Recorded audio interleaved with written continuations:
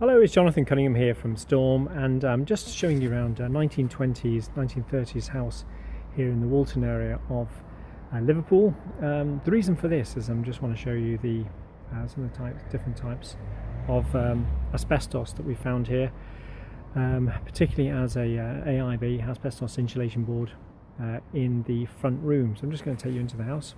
Before I do that, I'm just going to put on my mask. Bear with me a second.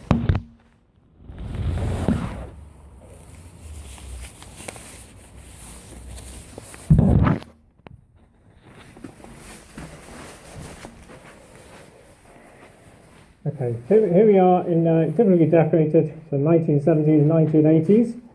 And what I want to show you is behind, as you can see there, we have the original sort of, it's a back boiler. This was provided the central hot and water for the house, but this is your typical back boiler.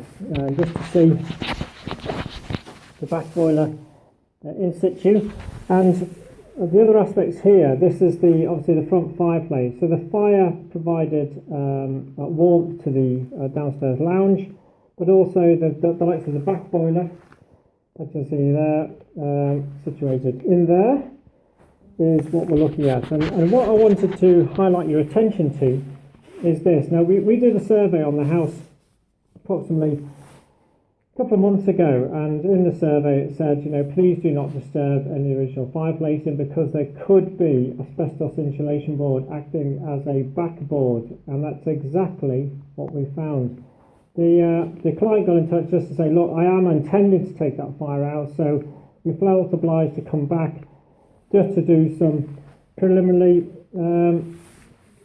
searching, just to make sure that actually that was the case, that it was safe.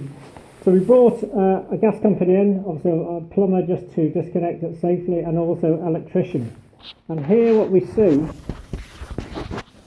this board here that you see here surrounding, you see it's in like a square. That there was the backboard, and this is all asbestos insulation board. It is amphibole, it is very hazardous, and it has to be removed by a licensed contractor. But let me just show you closely. So it's quite thin. People expect asbestos to be big and fluffy, but no, it comes in boards like this. The majority of the asbestos in here is, so it's not cement based.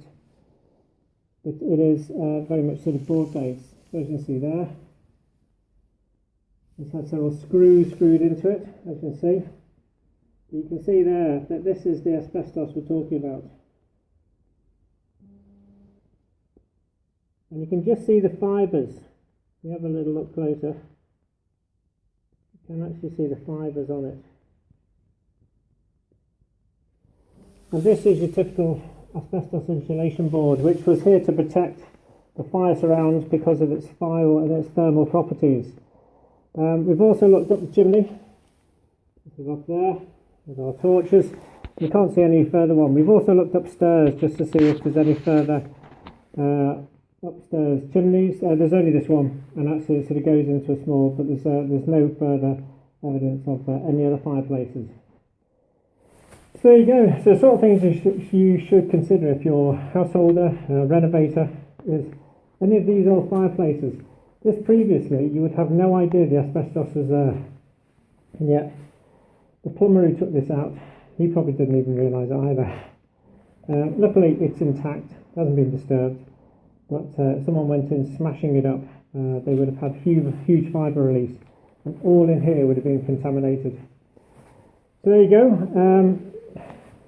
So if you're renovating any of these properties, if you're a householder, if you're a landlord, please take extreme care with these types of fireplaces. This is Jonathan Cunningham from Storm, and keeping you safe. See you soon. Bye.